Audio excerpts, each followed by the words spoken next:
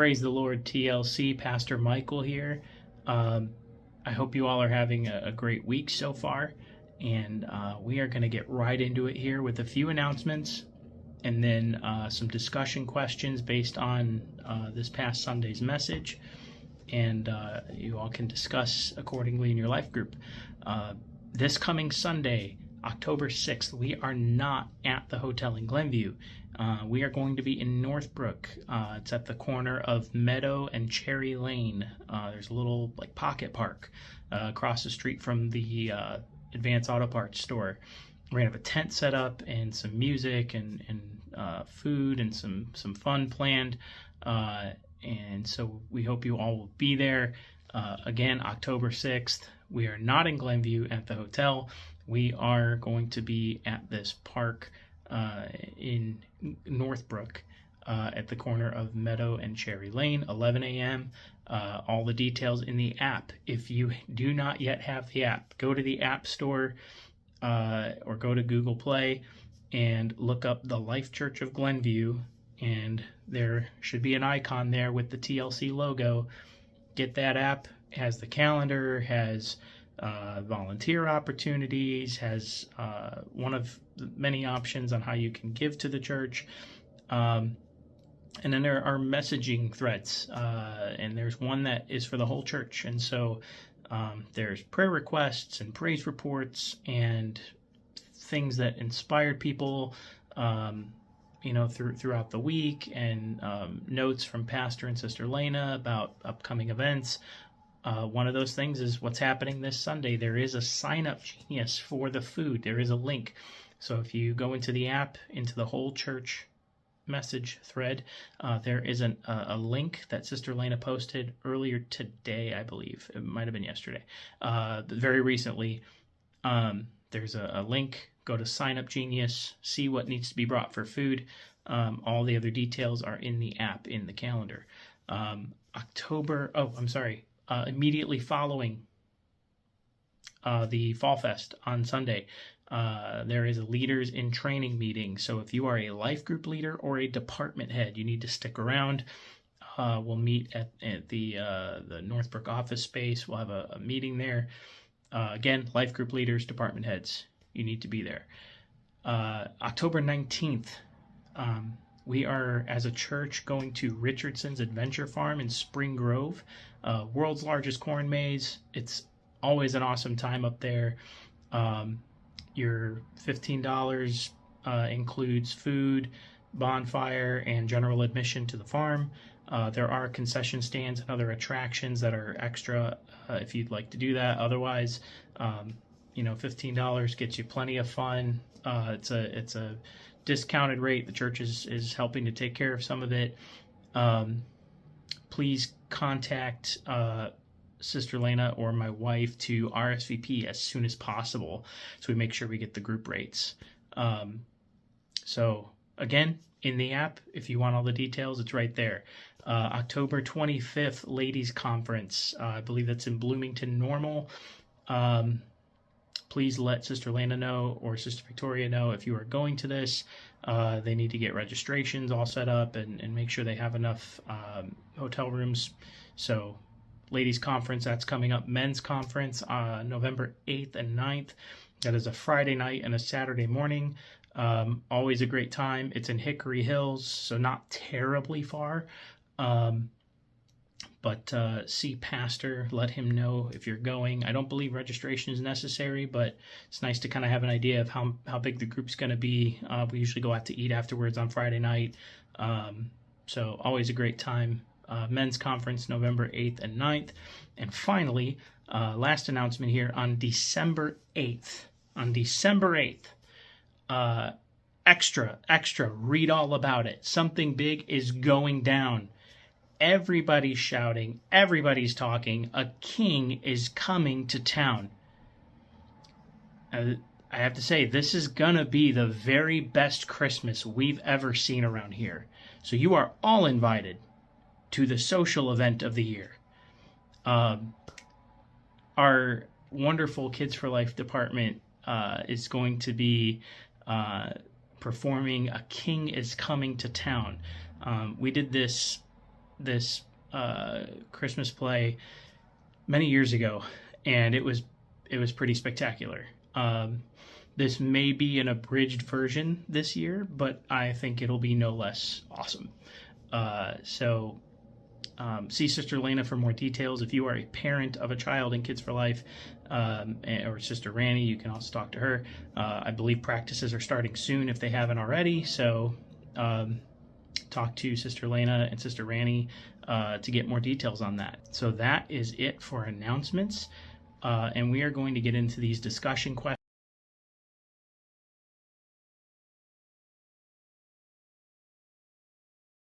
Sunday's message, when God means it for good. As hard as it may be sometimes, our default reaction when things go wrong should be that, as bad as it may be now, I'm trusting that God can take this and make it something good.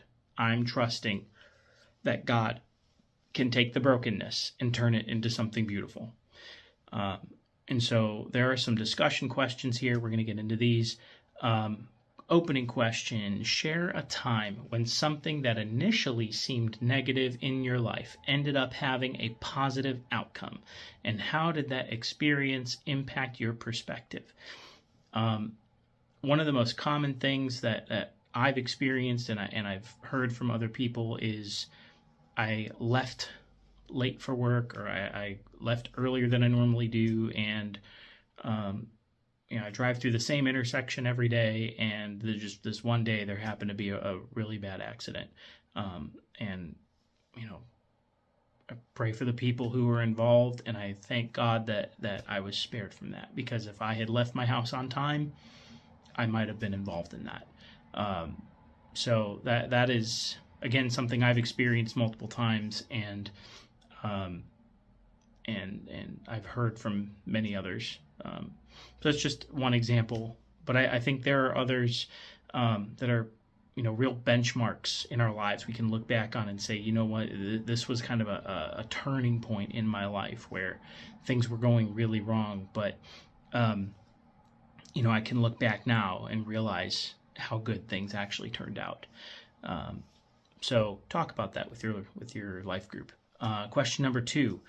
The message focused on Joseph's story and how God used difficult circumstances for good. So what aspects of Joseph's journey stood out to you the most? What is it about the things that he went through and how he handled it?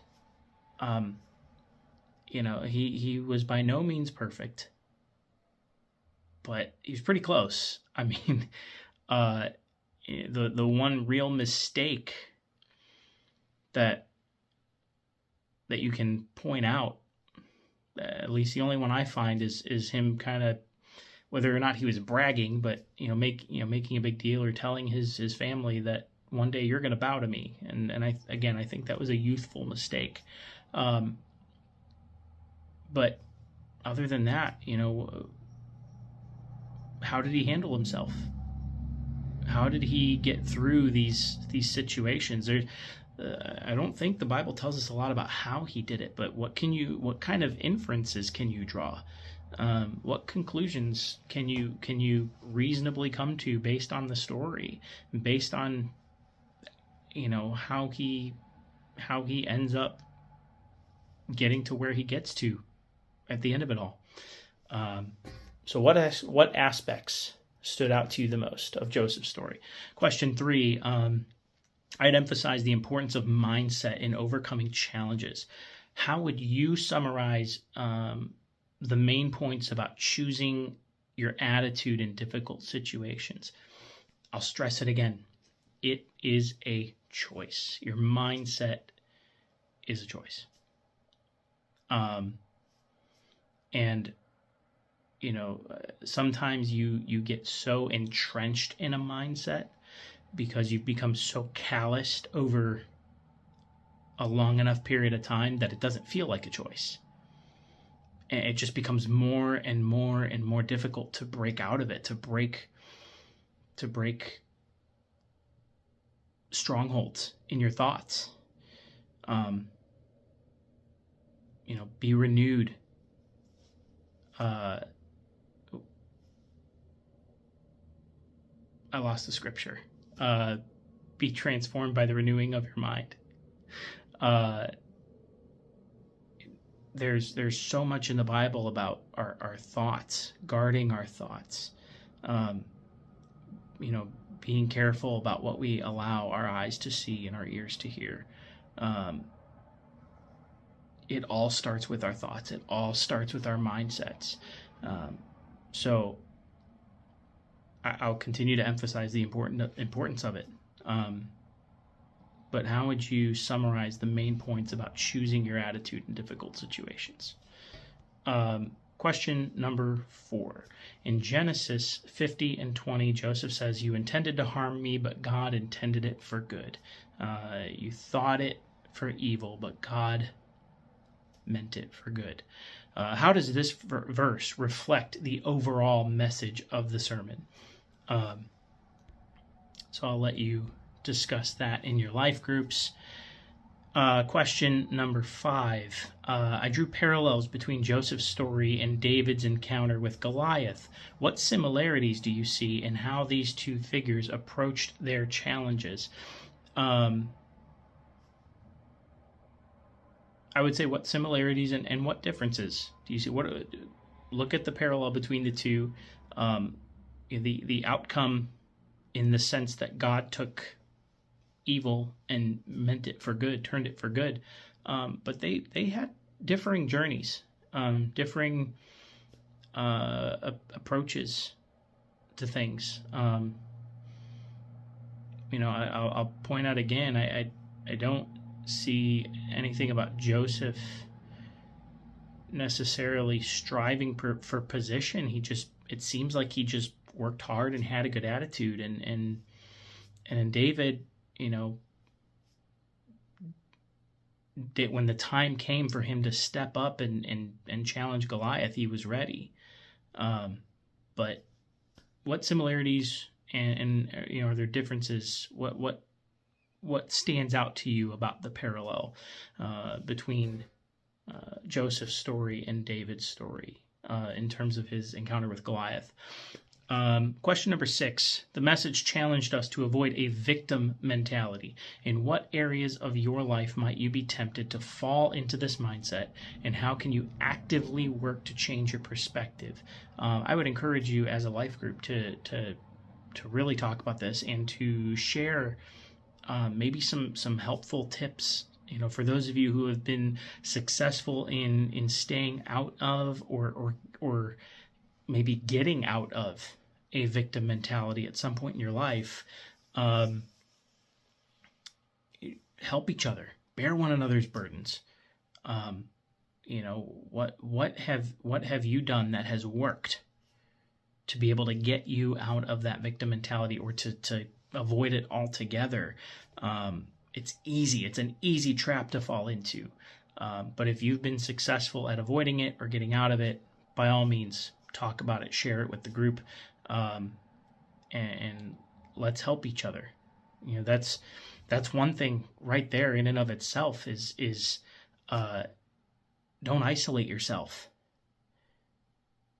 When you isolate yourself and you don't allow people to come in, you don't allow anyone in, and you isolate and insulate yourself. That is when your thoughts start to go out of control. It's when you leave your thoughts unchecked that they start to run amok. And I don't know if you've ever heard it said, the most powerful nation in the world is imagination. There is quite a bit of truth to that. When your thoughts go unchecked, you start, you look back at something that happened, and maybe it was a bad interaction with someone. But then you allow your thoughts to wander, and before you know it, the bad interaction was simply, you tried to say good morning to somebody, and they ignored you, or they, just gave you a weird look or something. And then your mind starts to, you start to imagine all this extra stuff that didn't actually happen, but you have kind of this revisionist history now about all these things that suddenly did happen, and it becomes just so much worse in your mind, and you start to entrench yourself in this self-justified position of being angry over something that is really, it just turns out is petty and trivial and inconsequential. And then you fall right into that trap of a victim mentality. So that's the first tip I can offer you is don't insulate yourself. Talk it out. Talk to somebody. If there is an issue with somebody, go to that person directly and talk it through. That is probably the first step in avoiding a victim mentality. Again, mindset is so important. Your thoughts, they determine what you do and how you act, and your actions, they determine your character, and your character determines your destiny. It all starts with your thoughts. Finally, question 7. On Sunday, I one of the things I had said was, I can't control what other people do, but I can control how I react to it. How might this principle apply to a current situation in your life? So maybe there's something you're going through right now, or something you went through fairly recently, where, again, somebody else did wrong. And you can't control what the other person did, but you can certainly control your reaction to it. Without going into too much detail, I'm currently having an issue with someone in my family, and it's not just me. It is this person has made some choices that I don't agree with, that pretty much everyone else who's aware of the situation in the family doesn't agree with, and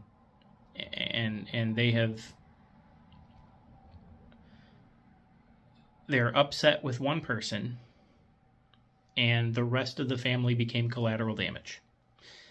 And the timing of all of it could not have been worse. I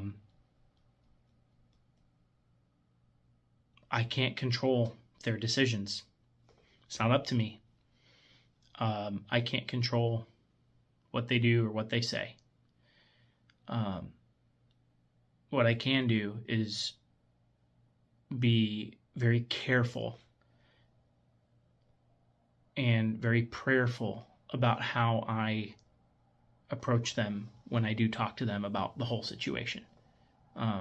Because I feel like it needs to be addressed, but I need to make sure I'm not going in there to make it worse. If I'm going to do something about this situation, even if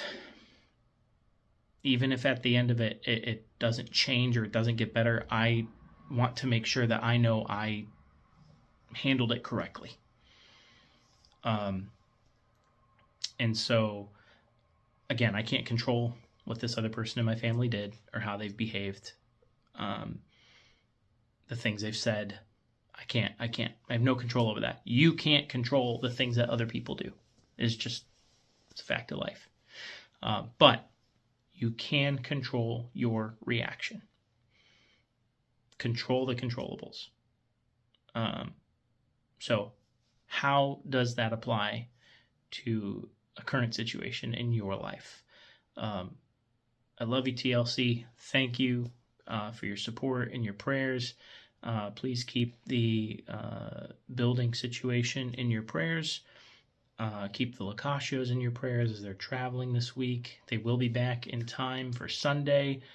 Have a great rest of the week, and we will see you at the Fall Fun Fest